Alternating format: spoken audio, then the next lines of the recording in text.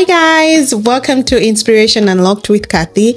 I am your host, Catherine Stamlinga. Hello, my name is Adebayo and I'm originally from Nigeria. I stay in Seattle, Washington, and I'm here to talk with my friend Vibe and, just talk about life in the United States. That's it.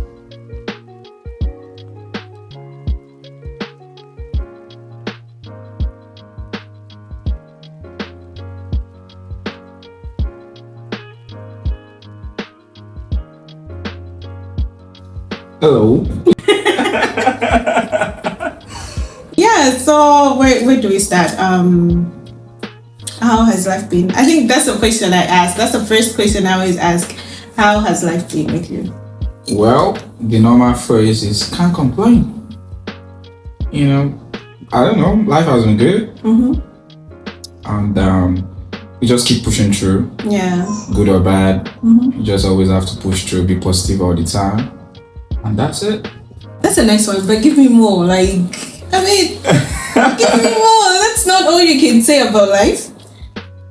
Well, I don't know. I think that's more like a female thing to say, right? Get deeper. Yeah, stuff like that. I went to this store. I went to that store. Well, life has been good. I would say, I've been going to work, doing some outdoor activity. The weather is getting better. Yeah. So a little outdoor activity here and there. And we're playing some soccer. Do you guys play soccer in Malawi? Yeah. Oh, okay. Oh my God, is our team that bad? No, I'm just saying. I don't know, but Kenya, Malawi, I really don't see their soccer team like that. Compared to other countries, Ghana, Algeria, and the likes. So, our team is that bad, but anyway, we do play soccer. We have a team. It's Flames. Oh. That's what it's called. Flames? Flames, yeah. Oh, Flames. Oh, Flames, okay. Flames, yeah, Flames. That's what it's called. Because Malawi means flames, fire, oh, flames. Yeah, interesting. Okay. Yeah. I hope you guys don't burn the country down with the flames. No, that's why we are hot though. We're cool people, because we come from Okay. Nigeria means, wonderful giant of Africa. That's what it means? Leader. Or that's what you call it? Leader, giant of Africa. What do you... Wonderful. What do you guys lead in? We stand out. We're leading Africa right now. Huh? What do you mean you're leading Africa? If you ask anybody right now, they'll be like, oh, if you mention 2-3 countries in Africa, they're gonna say Nigeria first. Yeah, they'll say Nigeria because the music, every Afrobeat music all over the world is almost Nigerian artists. Yeah. Yeah, but also because you're all over the place. Like there's a Nigerian in any country in the world. I guess. Well, that's one of the. And you also you have a lot of people in Nigeria. What's your population? Yeah, we're up to 200 million. 200 million, yeah. So that's it. That's why you see why we're leading. Our country alone, the population is, we could say we could merge 5 countries together. Up to 10 countries in Africa, and it's still not going to even meet up with that population. Yeah, that's true. That one I can. In Lagos alone, Lagos as a state, the population is almost 42 million. In Lagos alone. Yeah. So there are some countries in Africa that the population for the whole country is just 9 million. So imagine. Yeah. So Ghana, I think the population is almost 14 million, and it's just in just one state. Ghana has 14 million? Yeah, I think, The Malawi, last time I checked, Malawi had 20 million. Oh. So Malawi could be a state in Nigeria, right? It's definitely going to be a state. Yeah, that's why you guys are leaders, because there's a lot of you. Yeah, well, I'm not trying to brag, I just... No, those are facts. So it's just like, I just know, I feel like Nigerians are, mainstream out there, almost everywhere. And I don't know, it's just, how do I put it? Yeah, it's just what it is. Let me put it that way. Yeah. Let me see, this watch thing is giving me a hard time, because I'm like, if I type my watch in any other way, it's gonna... Yeah, okay, so how is life like in Nigeria? Is it very competitive? Yeah. Having 200 million people, it should be very competitive, right? It's very competitive. That's why you travel down to places like America and you see that we Nigerians are sometimes very active. It's just because of where we're coming from too. Yeah. So you used to being. Yeah. I used to think before I left Nigeria, I used to think all Africans are the same, like active, Then I realized that I think Nigerians are more extroverted and other African countries are more introverted. The way we Nigerians want to, get this done, get this, get that. It's not. Sure. Some people are not like that. Or should I say some other African countries are not like that. They are more laid back. I'm like, I wasn't expecting this, huh? But that's one of my discovery when I left the shores of Nigeria. Yeah. You're like, oh, we're cool people. Yeah, but Nigerians, you guys are cool people. You're all over the place. You're hard workers. That I can give it to you guys. Yeah, you could put that on the population to just like you said. If there's almost 200 million people, you need to be. You need to do your best on everything. Yeah, exactly. So that's why. Is that why you came to the US? I came to the US for a lot of things. Also to strengthen my skills. Get more technical know-how on what I've been doing. And I think that was one of the major things for me because I feel like the education system here is way better. I came here for my master's degree. I have a master's degree now in economics and data analytics. Why did you choose to do that? I've always been a numbers guy. My bachelor's was also in economics, so it was very math heavy, numbers. So ever since then, I've always had passion with numbers. I'm also a chartered accountant in Nigeria, so anything that has to do with you're numbers. Everything. You're everything. You like school. That's nice. Don't say I like school. I like knowledge. I think we should put it that way because school is where you get knowledge. That's nice. Yes. Yeah, that's true. So, tell me how it was. Like, okay, I mean, it should be different from someone doing a degree and then a master's, but how was it like coming here, doing a master's? Were you working while you were doing your master's? So, when I got my master's... No, before, like, while you were doing that's what I was about to say. Like, when I got my master's admission, I was also offered a graduate assistantship role in my department. So I was working part-time in my department as a graduate assistant. So it's more like a teaching assistant where you're assisting a professor in teaching and also grading undergrad bachelor students. Oh, okay. Yeah. So that's only for people who are doing masters, right? Like if someone wants to do their degree, would they get that type of a job? So you have to be, you cannot be a bachelor student and get that job. It has to be a master's or a PhD. So it's more like you have to be a graduate student. So graduate student is either a master's degree student or a PhD student. Were they paying you good? They pay my school fees. I was also getting stipend, monthly stipend. So it's more like that was money that you were comfortable with, right? Yeah. Because most people be like, okay, if I come here and go to school, most people don't go to school because they're like, they'll be working for 20 hours and they won't be making enough money if they're working while they're in school. That's why I'm asking if you were making enough money. So you have to trade off. Life is trade off. You have to invest in something first. So if you're thinking long term, you won't have a problem with that. It's not like I was going to be a student forever. Yeah. So just for a period of 1 year and 6 months or 7 months. So if I was to be like, I don't want to go to school right now because it's just 20 hours, I'm going to be getting little stipend. Then I might as well just be working $20 an hour all my life. But with a master's degree, you're educated, your pay is always going to be different from someone that does not have a degree. Like how much? Yeah. That I can't say. Like how much? No. But just know it's way better. Because obviously, if you've seen people that don't have a degree, they could tell you that, there's this new person that just came to our organization. It's anyway more than us. We've been here for we've been here for years and all of that. They say that, but that's most likely because the person has a degree. A master. Yeah, it could be a master, it could even be a bachelor's degree or master's degree. So they just want to be educated, you know what I'm saying? So sometimes it's sacrifice. So some of us know what we're here for. Like, yeah, you have to build that skills. You have to get this degree if you really want to get paid real good. Yeah, true. Yeah. That's So, yeah. Because that's also something I usually tell people. Like, people be like, there's no life in America. We're going to talk about that. But people always complain that, no, the jobs pay peanuts or da. And I'm like, you know what? The jobs are working right now. The ones you have right now are the ones that are not paying good. But if you find a better job, if you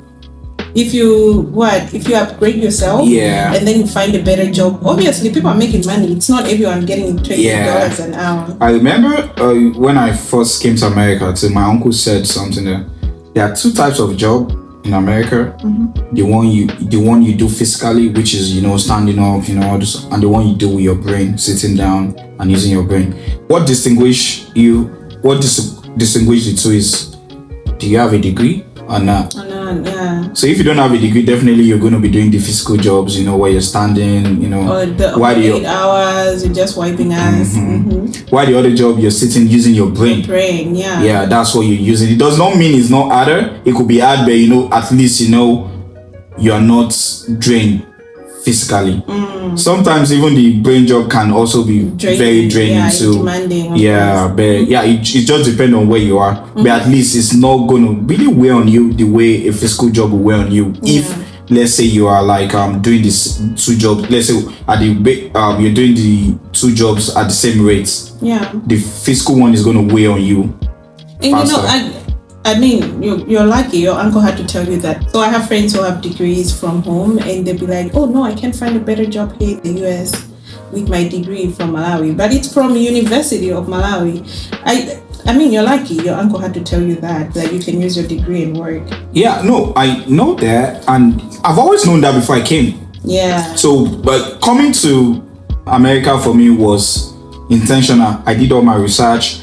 I wanted to go to school from the get-go. I wanted to get a degree from the get-go. So it's not like, I'm just going to come and, So it's something you have to do your research from the get-go, not just, you can't just come to America without having a purpose. Yeah. You have to have a plan like, this is what you want for yourself and all of that. Skills is also very important. So trust me, sometimes it's not just the degree. It's even about the skill. The skill. If you're a very good software engineer, you're a very good data engineer and all of that, people will hire you. People, when you go into an interview, they are not asking you that, let me see your degree. No. They're going to be practical with you. Let's see what you can do. That's what matters. That's true. Yeah. I've had a number of interviews. They've never asked me for my papers, like, where's your qualification? Where is this degree? No. Exactly. They just want to know if you can do the job, your experience and all that. But most Africans don't know that. That's sad. No, I wouldn't say most Africans, because I see a lot of Africans doing good stuff. You're African, so but the percentage, I think also it all goes around who you hang with, right? Maybe I hang with those ones, the ones that think like that. Maybe you hang out with those that are doing good. I think, boy. So that's what I also tell people sometimes is, where you land when you come to America matters as an immigrant. The mindset of the people that you hang around when you come to this country matter a lot. Because some people, maybe they are not educated. They won't be able to advise you when it comes to education. They might even say, don't go to school, just try go get a job. You're going to be making good money. Good money now. That's why I tell people, you probably, when I was in school, just getting little stipends for my program, some people were already getting something way better than me. But what I tell them is, this money you're earning right now might be constant for a long time, maybe 10, 20 years, you're still on $20 to $25 an hour. Why somebody might get out of school and start getting like $55 an hour and has a potential of even getting more. You understand? Because it will just keep going more and more, So it's all about, don't think short term, you have to think long term. Like, what do you really want for yourself? And you're already in a new country. The best thing you can do for yourself when you come to a new country is to absorb every knowledge you can absorb, learn about the country. It's more like you're starting afresh. So why not just if the first 2 years of your life in a new country is going to be low, take it. So far, that after those 2 years of grinding or of studying, it's going to get better from there. Yeah. So it's better to don't rush. So many people, they don't have that patience to I want to I can't wait for 1 year to start making good money and all of that, because at the end of the day, so many people later go back to school when it's even late, as at then they are used to some certain kind of lifestyle and all of that. So it's tough. Some people really, trust me, some people maybe that went through the route of, I'm not going to get a degree, I'm not going to improve my skills, they regret. But some, it's very hard for them to go back because they're already used to some certain lifestyle. They can't really cut down. Why some take that bold step regardless? I'm like, I'm just going to cut down, let me go to school.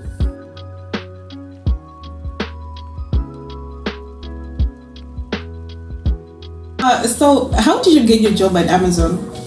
So, I would say, right from the get-go of coming to America, I knew I wanted to work for Amazon or one of the big five.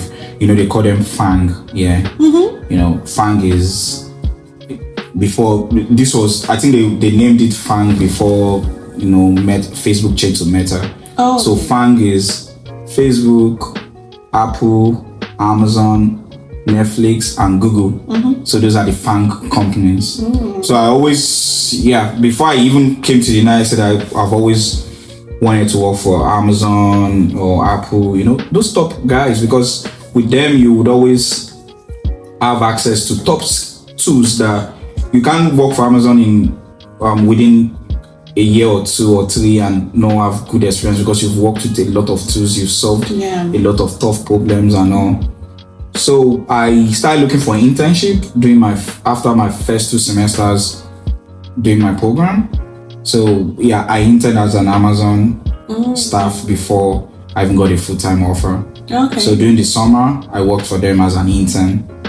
So it's always easy. Sometimes I feel like sometimes it's very easy to get in as an intern because they will see your work. So when they see your work, if you perform real good, then they most likely the companies are going to offer you full time. So I was very intentional, doing my semesters. Immediately I got to the United States and I started my program. I started strengthening my skills in data analytics, in data and all of that, to make sure that it matches what the job market wants right now. So it's a lot of trying to make sure that you're good. Look at people's resume, look at people that have worked in Amazon in that role you want to go to. Look at them. What are the skills they learn? What are the things they learn? What are some of the programs they're into? So those are very important things you need to do. Just look at people that have been ahead of you. What did they do to get it? I reached out to a couple people too that have worked in the same role, asked them questions. You reached out to them? Yeah, LinkedIn. With LinkedIn, you a lot of professionals. People even reach out to me too now. Like, I want to get into Amazon. What can I do? What skills do I need to possess? And the like. Yeah. You know what you told me when I asked you, how can I get a job at Amazon? Do you remember what you told me? What did I tell you? You just said apply. I'm like, but tell me more. You're like, they need marketing people, obviously. Just apply. I'm like, this guy. Is that what you tell? You obviously don't tell people that, or so you did, right? It depends. You're mean to me. I wasn't mean to you. That was being mean. So sometimes it could be the space.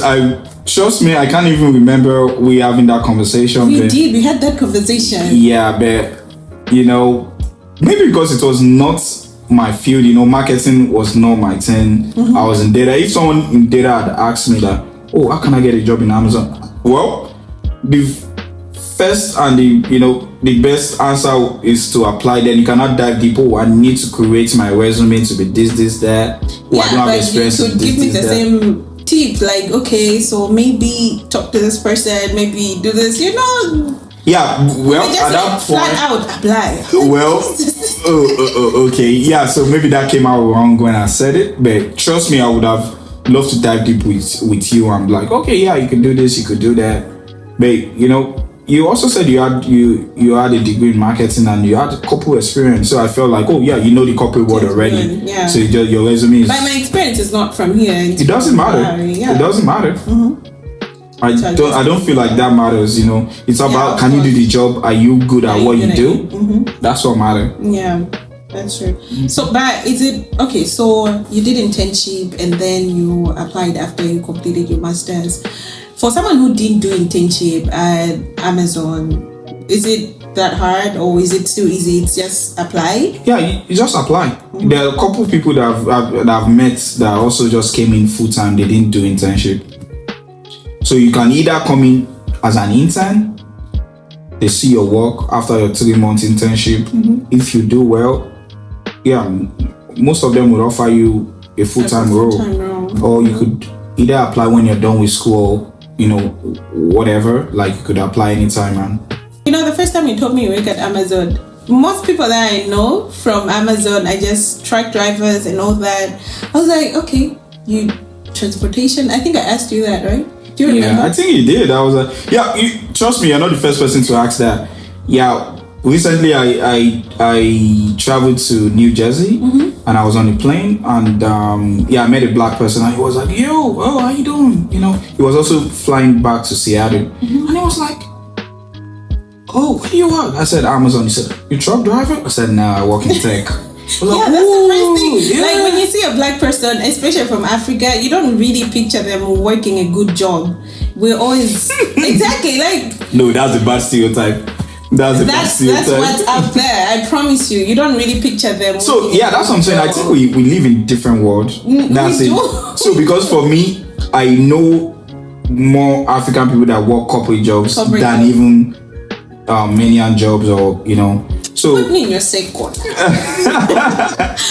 in your circle. I want to be in your circle because like most people I know and most people that I meet mm-hmm. would be like, when I tell them my job, okay, before I even tell them my job, they already say, oh, you're a caregiver, so where do you work? What facility are you working in? And I'm like, I'm not doing that. What are you doing? Oh, this is what I do. Oh, really? They'll be surprised. They're like most people I meet. Because that's what's out there, to be honest. Mm-hmm. Okay, maybe, you know, I'm not up to a year in Seattle yet. Maybe like I've been in Seattle for... But how frequent do you meet people who are surprised by what you do, by your position at Amazon? Do you meet people who are surprised a lot? When you're talking about new people, mm-hmm. maybe yes. But yeah, I also meet new people that even work in Amazon or Microsoft or Apple. So I feel like, yeah, to some point I meet people that are like, oh yeah, you're working. Maybe they might think I'm also working as a truck driver or a caregiver, but no, I'm like... Yeah, but how often do you meet people who are surprised when you say you're not a truck driver at Amazon? Oh, I was saying on a moderate level. On a moderate level, yeah. Right. So some people just be like, oh, Amazon, huh? Okay. Yeah, I guess. That's why I tell people sometimes that you just have to expand your circle or even your exposure. Mm-hmm. If somebody tell you they work at Walmart, there's corporate jobs at Walmart. The same job that we do in Amazon that they do in Walmart too as well. There are people that are data scientists, software engineers, business intelligence engineers, program manager, product manager at Walmart too. It's not everybody that work as in the store. Yeah. So they have all those corporate jobs. Even Home Depot. Mm-hmm. Home Depot, you see, there are people that are data scientists, data engineer, and all of that. There's a corporate side for almost all businesses that are like big. Mm-hmm. They have the corporate side. McDonald's, you know, trust me, they all have their corporate side that, you know, product managers, software engineers, and the likes. So it's depending on your exposure. So that's why when I said I'm a lover of knowledge, that's where it stems from. Mm-hmm. So knowledge, I feel like, you know, coming from Africa, knowledge is the only thing that would make you understand all this. Yeah, go ahead. Yeah. So at the end of the day, I'm just going to encourage people to be like, oh yeah, you have to always invest in knowledge.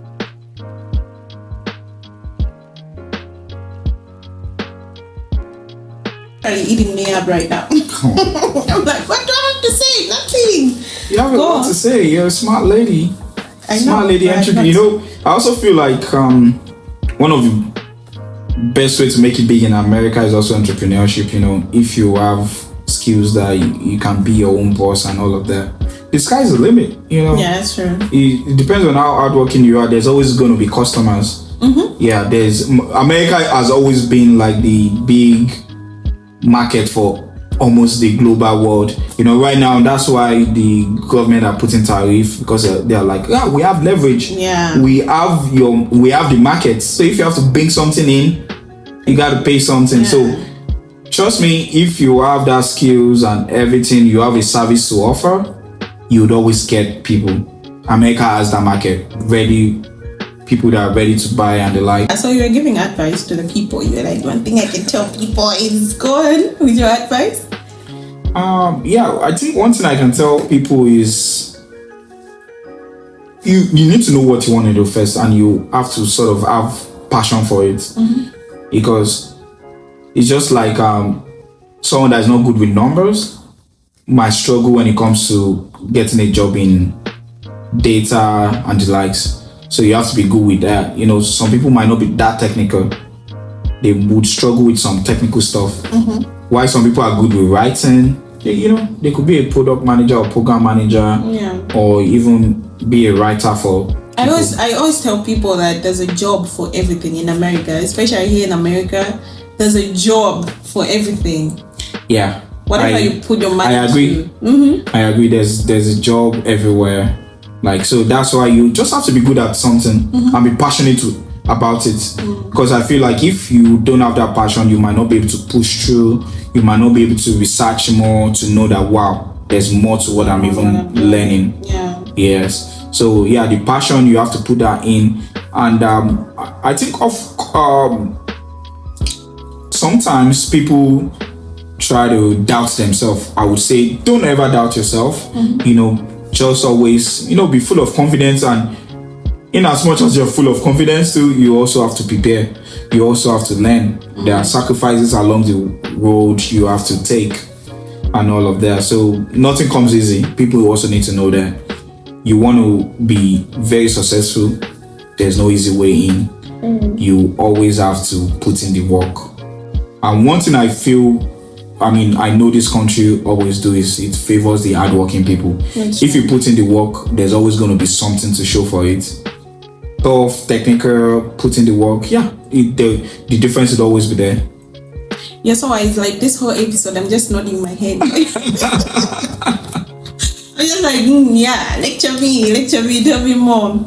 Yeah, but that's true. Like, people have to put in the work. Most people are just lazy. I think, okay, just think outside your circle, okay? Because if I say this, you're gonna be like, oh, it's the people you hang out with. But I feel like most people just come to America to say, whatever dollar I get, I'm getting money. That's why they don't really aim high, or they don't really believe they can get into high places. Do you think so? At the end of the day, it's mindset. Yeah. Yeah, it's mindset. And it's not just people come to America, it's everywhere. Even I'm sure in Malawi, there are people that, there are some people that their dream is, God, I just want to get a bicycle. That's going to be my biggest dream in life. Why? There are other people that are like, I just want a big car. Or, I want a big business. I want to make 200 million Malawian dollar, or I don't know. Yeah. So why some people are just like, oh, I just need 2,000. So it's all about the mindset. Yeah. It's all about the mindset. So many people might come with that mindset, but you see somebody doing well.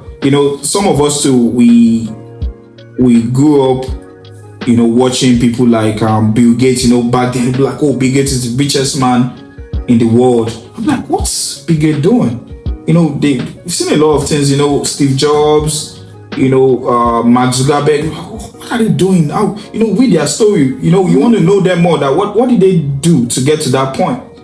So it's all about how you open your mind, because so many times some people are just they have that low mindset. Like, okay, I'm okay with the little I'm doing right now. And again, so many people too will be like, yeah, I want to be like this person, but they are not going to put in the work. We all desire good things in life. So many people are daydreaming, oh, I want to be on a private jet, travel to these vacation spots. But are you putting in the work to get that? Because the money is not just going to disappear into your account. Yeah. That's true. So sometimes so many people, they know what to do to get to where they need to get to, but they're just too maybe lazy, or they don't have the balls to get it done.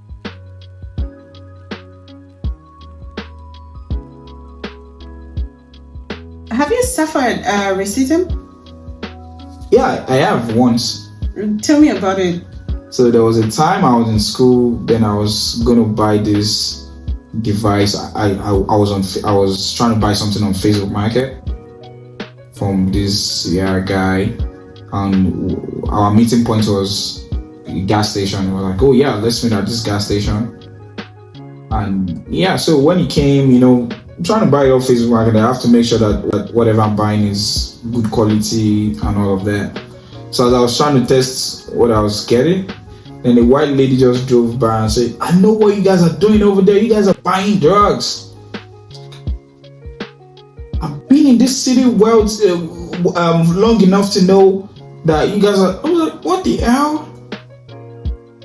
I know both of us were black, so the woman was right. I don't know, but that was like, wow, that's such a big one. Yeah. It's like, don't do that. Go back home. Don't buy drugs. I was like, drugs? Buying drugs. Yeah, that was insane. I've also had situations where definitely I'm sure nobody can tell I'm African until maybe they hear my accent. Mm-hmm. So I've had people, even black, among black people too, some of them will be nice until they hear my accent sometimes, and they just start acting different after hearing my accent. Yeah. That's crazy. Yeah. I've experienced. So I also feel like that happen in places where where they are not so exposed. That can happen in New York, because in New York there are a lot of people. Yeah, there are a lot of people. Yeah. Chicago, it might likely not happen. Mm-hmm.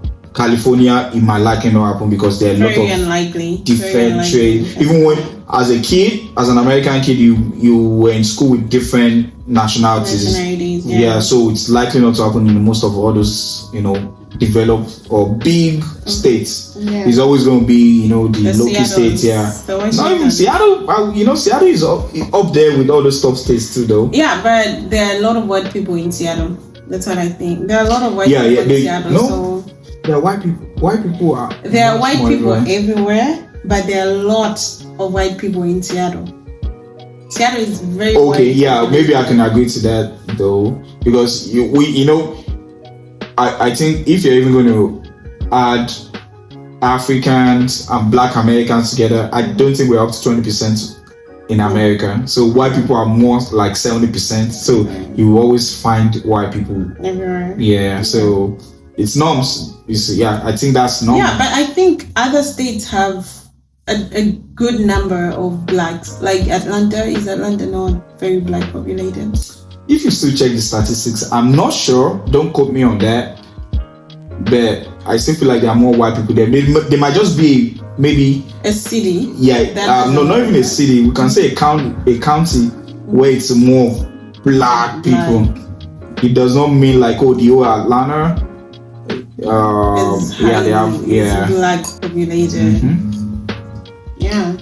That's what I've come to realize. But definitely, I feel like those southern states, Atlanta, I don't even know. That stat is not even going to be correct if I say maybe there are more black people there. No, but I think it is, because I've heard Atlanta is now the black Hollywood.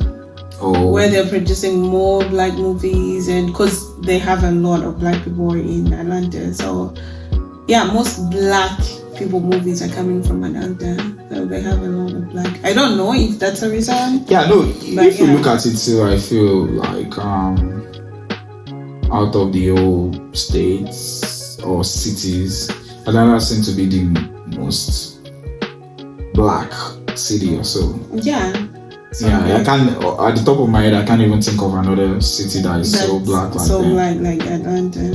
Maybe Mississippi. Mm-hmm. Yeah, Mississippi. All black. Alabama, I cannot say Alabama has more black, but those are southern states. Those are slave states. That had history, and some of them stayed there even after the old slave, whatever. So, but I still feel like maybe Atlanta, and sometimes too, the media, it's whatever states is popular in the media is what people know. No, yeah. Yeah, exactly. it might not even be the reality. Mm-hmm. Yeah, that's true. That's very true. So what else? What else shocked you apart from that? What else? Yeah, there's a whole lot. Trust me, I just have to keep thinking, unpacking. So when you like before you came, when you were coming to America, did you ever think racism would be an issue you have to deal with, or you thought it's an American thing? It wouldn't really. No, I always trust me. I've before I came to America, I've worked with Americans. I've worked with an American company before, so I've experienced some of it. So I know how it is. And there was a time then when I was applying to come to America. I wasn't just applying to America, I was also applying to Canada. So I had a Canadian boss too, and she was really encouraging me to even come to Canada. Like, come to Canada instead of America. Then she got me an appointment with a school that was very close to our province. Yeah, I think they use province in Canada. So I got an appointment with the admission officer. I don't know what they call them. So he didn't attend to me so well. I feel like it was so cold, so shabby, and that was so weird for someone that's an admission officer that is supposed to get people into school. So when I told my boss about it, she was so upset. She knew that was racism. She even wanted to take it up. She was like, "Oh, she's gonna report the man and all of that." But I was like, "Oh no, don't do that." You know, our African mentality of, I don't want to get him in trouble and all of that. She was so upset, like, no, we have to get her. She's white too. The funny thing, I think she's one of the nicest boss I've ever worked with. So passionate, so kind to me, and the like. Yeah, shout out to Triska, that's her name. Yeah. So yeah, Triska Littlefield. Yeah, she was so good to me. So yeah, that was even before I left Nigeria. Yeah, so you knew what you were getting yourself into. Yeah, so I sort of know. We also watch the media all the time, so we already knew what's going on and all. But I could say since I got here to, people have been nice to me, be it white or black and all of that. So I just feel like people that are racist are just racist. It's not even about the color. Because I've seen black people even treat me different because of my accent. Yeah. So, and I've seen white people treat me so nice, like so kind and all of that. Yeah. So I wouldn't say, it's a white thing. You know, that's in my own experience now. Yeah. I've experienced that too. I've been in places where black people are treating me like, and the whites are the ones that are good to me. So yeah, that's true. I think it's beyond color right now. It's just you as a person. Exactly. I would agree with that. Yeah, so that's good. I mean, at least you expected it. But me, I was like, it's not my battle. When I was coming to the US, I was like, I knew there was racism, but I didn't know to what extent the racism is. And also, I didn't really expect it to be my battle. I was just like, okay. And it was very shocking to me knowing that, okay, now I have to behave like a black person, not like a human being. Because when you're in Africa, you're just doing your thing, you're just that. But here, black people move differently, you know. So when I came here, I was like, okay, cool. This is how we're doing now. Yeah, you know, you just at the end of the day, you can't let that really shape in your mindset, because there's always going to be kind people. There is kind immediately if you are predetermined to condition your mind. Shocked, like the white people that I've met have been so nice to me, and I was shocked to know that. I was shocked to experience white people being very nice, super nice, than black people. I was like, okay, so what's going on exactly? Because I was expecting the whites to be more shagging and all that, but I'm like, okay. You know, as I said, it's not even just about the color thing. Racism is a mindset. Yeah, that's what I feel. So because I'm also in the same boat with you when it comes to people treating me nice. Like, white people have been so nice to me, you know. Yeah. So it's not just about color. Yeah, it's not just about color. The game has changed. We can see that. We can see the game has changed. What else? Yeah. what else can I even think of right now? Is I don't have the statistics, but I also feel I thought American was so Christian. Like so you will meet. I would, without looking at data, I would think 70% of Americans are Christians or they are very religious. But I see that there are a lot of atheists. I never thought about that. Like, I knew Americans pray, but I wouldn't have thought America is very religious or something. I thought they were very religious. That's what I thought before I came. Yeah. I thought they were very, very religious and all that. And I actually, coming to America, I've gotten to know a lot of different religions. Like, people are so free. People praise things in America. Like, but you also need to understand that American is more like a country of immigrants. So there are a lot of immigrants. So people with all different religions are coming here, and also you will see a whole lot. This is in America. You can experience China. You can experience Korea. You can experience different culture even without going to those countries, because there are a lot of immigrants from those countries in this country.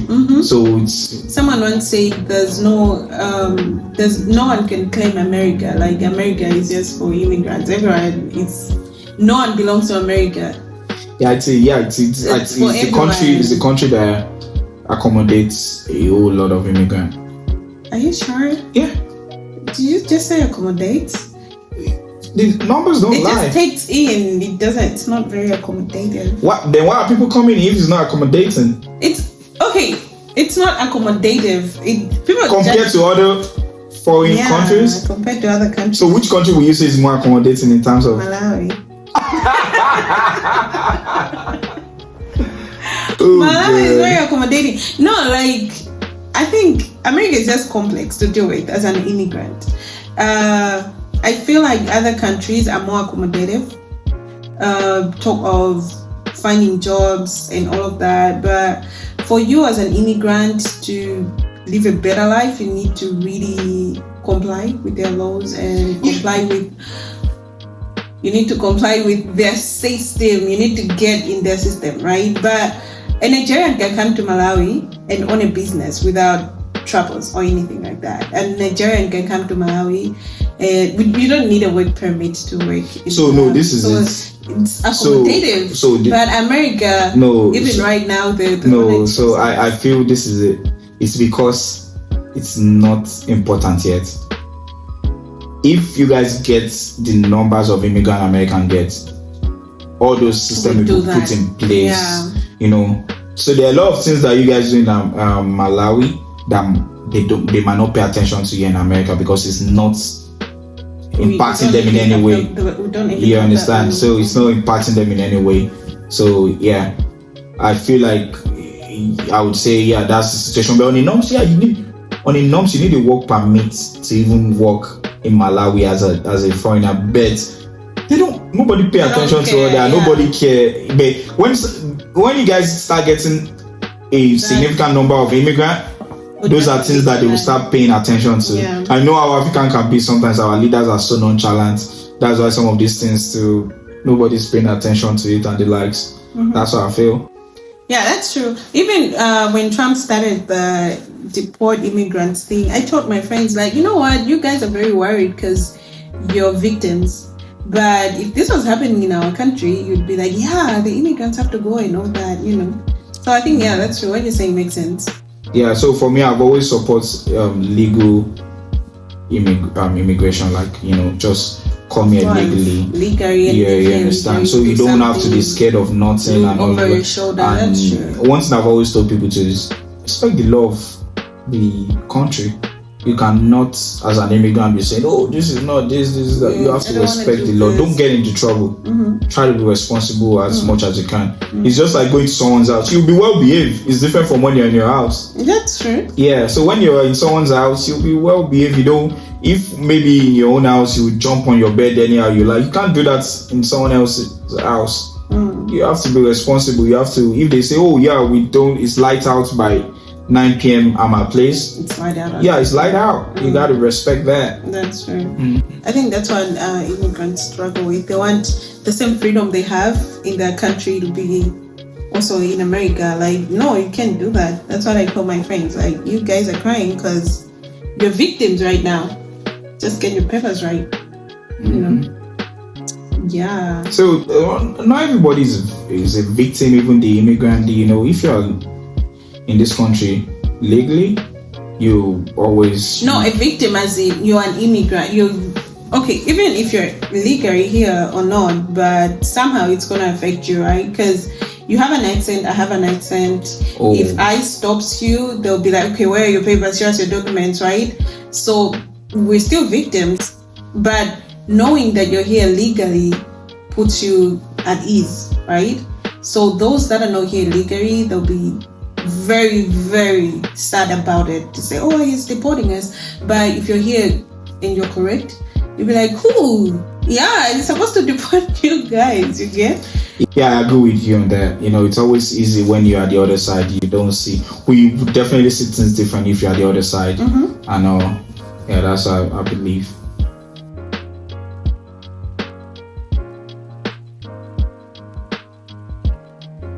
Yeah, so I also feel like, you know, one of the Higher. Yeah, I also feel like one of the culture shock here is, you know, the politics is very, very, I think it's very, very extreme in a sense that, you know, people are like far right, far left compared to coming Nigeria. In Nigeria, I can be supporting a different political candidate and someone else. My friend might be supporting another political candidate. It does not mean I'm gonna say, oh, I'm cutting you off. Because you're supporting. Yeah, we can argue our point, this, there, but we're still gonna be friends. And I feel like that's because, in as much as those candidates are different, we still have something in common. Everybody have something in common. Yeah. I think Americans value their beliefs and they value so much. They value choices a lot. I think that's the word. So no, I also feel like it's because the ideology of the political parties here are far different. Nothing really. They don't really have a lot of similarities. Also, do you think maybe it's because we Africans don't really care what I mean, at the end of the day, politicians in Africa would just they're very corrupt and all that. So we know it's going to be the same thing. Either this party wins or the other one, it's going to be the same thing. I think maybe we just don't care like that. But here in America, I think people care because whatever that person who the party wins, it's going to affect them real good. No, it's in Africa too. It does affect people. It does, but I think to it does. Point, it's just okay. At some point, we okay. Let me put it this way now. In Africa, two candidates. There might be two political candidates vying for like maybe presidency now. Two of them are Christians. That's one common factor. Yeah, one common factor. You know, it will have been a different case if one is Christian, and one is maybe a traditional worshiper. You know, I think the major religion in Africa is Muslim and Christian. Yeah, so one is a traditional worshiper. You know, that's a distinct difference, and people are gonna be like, oh. So, you know, it could also be, you know, both of them could just have the same ideology in some basic stuff. What differs about them might be political stuff, but you know, it's very, very different. The ideologies of the two major political parties here is very, very, very, very different. So that's why there's always going to be an huge impact when one person wins or the other. And if you notice, I really don't know how politics work in Malawi, but in Nigeria, a politician might be in a certain political party right now, then it defects to another one. Of course, you hardly see that happen here in America. When somebody is a Democrat, they might be a Democrat to death. You understand? They don't cross carpet. And why sometimes it happens in Africa. Yeah, it could also be because our politicians lack ideology. But literally, some of those parties are all the same. I mean, we just don't care in Africa. We don't really care like that. I feel like Americans care a lot about the choices they make. Yeah, and again, so they will really hold you to the choice you make. It's different with us Africans. We forgive easily. We make choices anyhow, Today we make this decision, tomorrow you've changed your mind. But I think in America they will really hold you on your choice, on your decision, because it's not only the politics that divides people. Everything, the way they cancel people in America is very different. We don't see that in Africa. I don't know about Nigeria, but yeah. We could find we're very forgiving, just like you said. Yeah, we're very like, oh yeah, let me really see it from your point of view. Yeah, I know, yeah. Americans care too much about themselves and the choices you make. I think it's a woke culture too, Yeah, it is a whole culture. I also feel like the more educated a country, the more people are always going to pick on every little thing will matter. How many people are really educated in Africa? Let's even use Nigeria as an example. It's really low. And so some of them don't even know the effect of the political choices on their life. They just vote, on some don't even vote. There's even voter apathy. You were asking me about the population of Nigeria. We're almost 200 million, but in a general election, presidential election, maybe the total number of people that vote will be 24 million. Out of 200 million. So imagine that.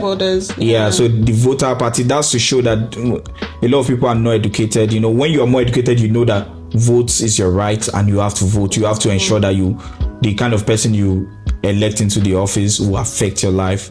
So I also feel like But for America, I think it's just. But for America, I think it's beyond just being politics, because they do cancel anyone in anything. The only difference is not you belong to this political party. And that's what I'm saying. It's still more about how enlightened they are. They are very enlightened. When you're very educated, every little thing counts compared to a less educated community. People might not even know the implication of what a leader is doing to them or what a certain person is doing. They just go about their. Okay, that's true. But it also has to do with poverty. An artist can abuse out there. All he needs to do sometimes in Nigeria is do giveaway. So many people start hyping him up again. Of course. And that's because, we tie a lot of value to money. We worship money in a way. So the artists just have to be generous, do a couple of giveaway. Then, people are just going to forget about it, or it does and they'll be like, oh no, he didn't do it to me. Yes. Africans just don't care. I think we also just don't care. No, but it's getting better. There are people that are now standing up to all that, because recently they cancelled an artist in Nigeria, Naira Marley. I think he has been struggling since that time. People even try to play a song and maybe use it as a background music and post on social media. People just on the comment, oh, why are you playing that song? Wow, stuff like that. So gradually, I think we are getting enlightened to that point of, if somebody does something that is not so nice, you can be like, this person, we're not going to do this, you're not going to do that. But I think that's one of the things that I like most about America, that they can cancel people. The cancel culture, I like it. It's okay, of course, to someone who's been cancelled, it's like they don't easily forgive, right? But having that power to say, because it's a power, having that power to say, we're not going to this store because they don't like black people, or we're not doing this, we're not going to this event because this guy is an abuser, is a very good thing, because it keeps the community in shape. There's sort of accountability, It makes the people up top to even be careful of their actions. Do good. Yes. Exactly. What do you like about America? What I like about America is I like how people have the mind of their own. Yeah, some people, I think a significant number of people have a mind of their own. This is what I know, this is what I'm going to do. And I like that. I also like the fact that, it's just a very progressive country in the sense that, if you're hardworking, there's always going to be something to show for it. Yeah, the sky is like the beginning. You can do anything. More. You would always And resources too. You want to learn anything, you want to be anything, there's resources, enough resources to get that done too as well. I think I like that too. What else? Yeah, I would say that counts it all for me. Like, I mean, those are like the significant things about Americans. Yeah. How about you? What do you think you do like about that? I think I like the same things. I like the cancel culture, of course. That's a big thing for me.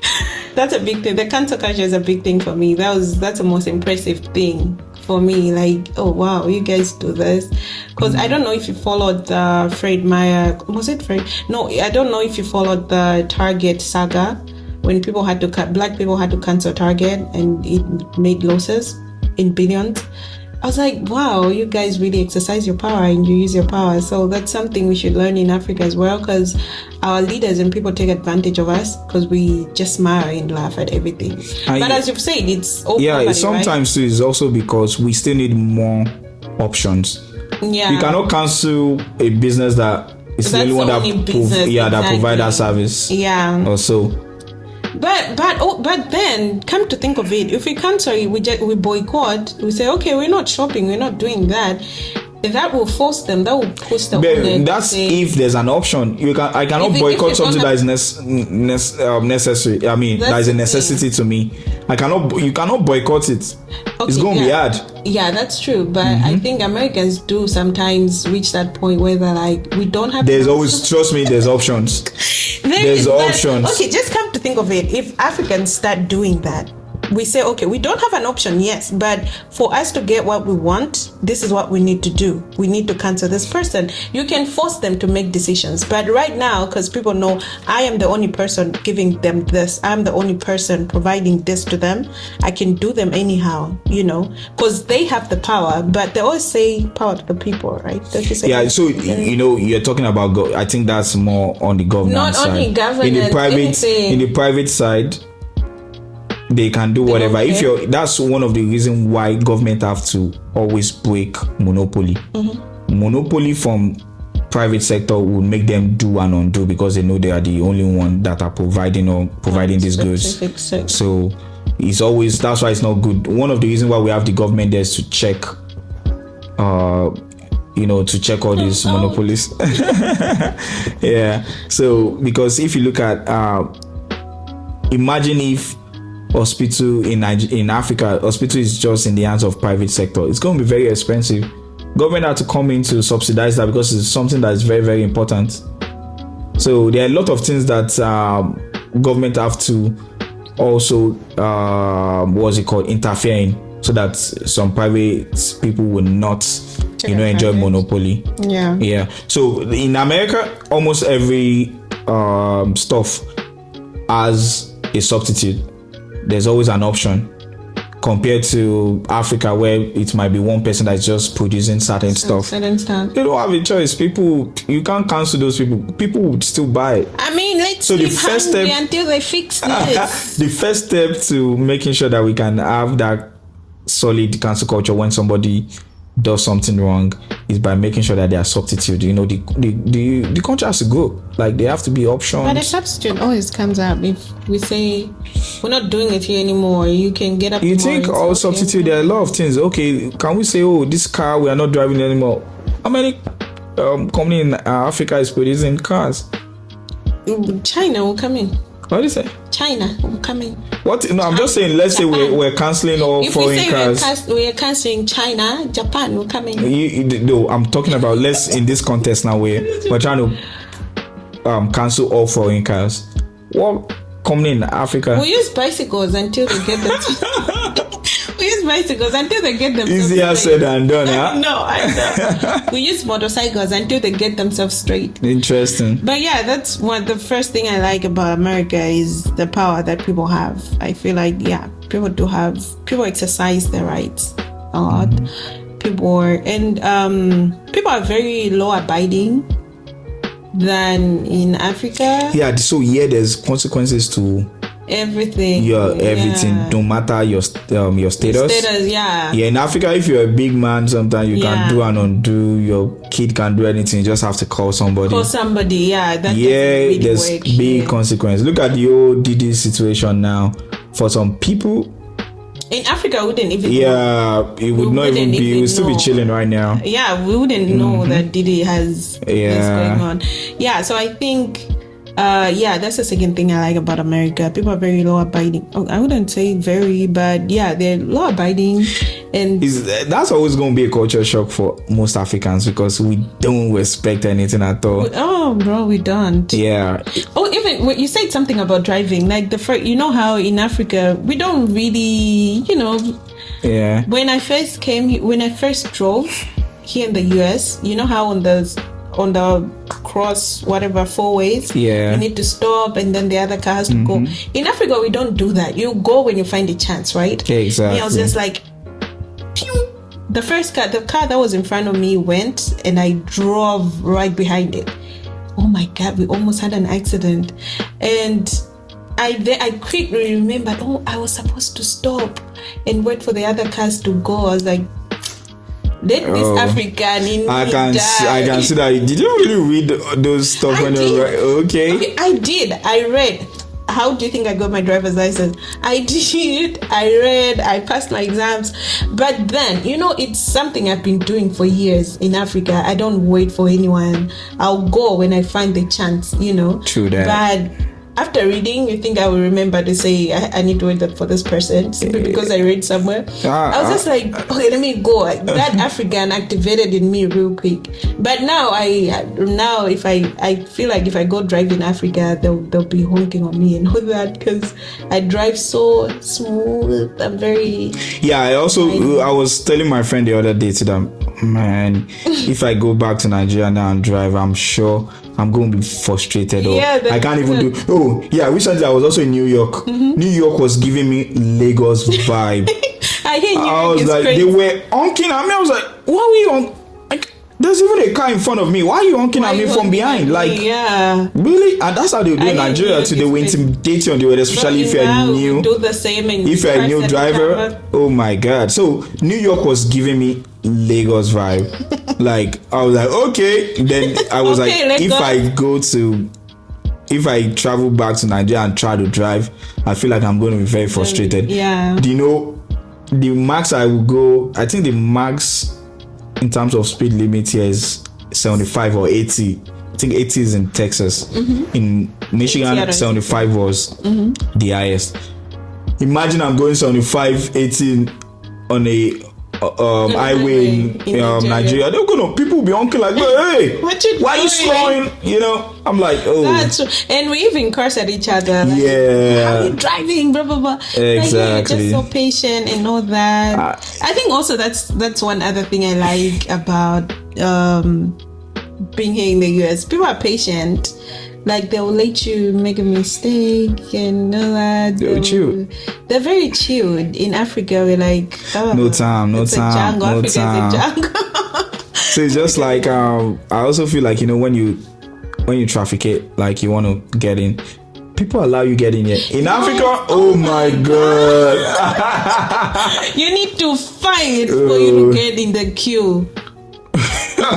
People will be like, oh, you think I'm a fool for passing this route? I'm not giving you no chance. No chance. Even on the traffic lights. Yeah. People block the road. Yeah. There was a place in... put this away because... Yeah. There was a place in Nigeria where it's more like a... Should I say... Like a all-way road. All right, guys. So I feel like we've tackled a lot, right? We've talked a lot. Yeah. This was a very nice conversation. Don't forget to like, comment, and share. I hope you guys also enjoyed this conversation. Till next time. Bye.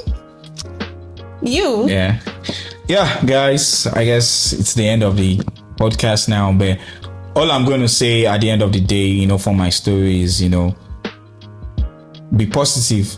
Don't be afraid to step out of your comfort zone because that's the only way you might likely get success. So many times success will not come to you. You have to go find it. So, and most likely to not happen in your comfort zone. You have to stretch yourself. Preach. So always be positive, look for opportunities, be ready to take them, and stay active, connect with people, make friends, seek knowledge, because you only know what you know. until you seek more out there. So yeah, stay blessed, stay tuned, and yeah, subscribe to our YouTube channel. Thank you. I mean, I don't know who my next guest is going to be, but this was too much wisdom, don't you think? Yeah. This was too much wisdom. I don't know who my next guest is going to be, but it's going to be good. I think it's getting better. Like, each guest is bringing good news, bringing good wisdom. Thank you so much for coming. It's nice coming around, trying to talk, brought me back the memory lane of how we all started here in this country. It wasn't so easy. The journey was tough, but we can look back and say, wow, what a journey, and we're proud of where we are today. Yeah, that's how I feel. Yeah. I mean, you're doing great. You're doing wonderful too. No, I'm not. What do you mean? You are. Come on. You are an entrepreneur. The spirit is there. I can see the old fighting spirit from doing this to doing that. That's such a wonderful drive. It's just a matter of time. Everything is gonna boom. Like wow. Oh, I used to know that big girl. I said big girl. Amen. I receive it. But yeah, thank you so much for coming. I know you're busy. You have a flight. You should have been getting ready for that, but you spent your time to come and have a chat with me. I appreciate that. Yeah, sure. Anytime. So yeah, thank you so much, guys, and see you next time. Bye.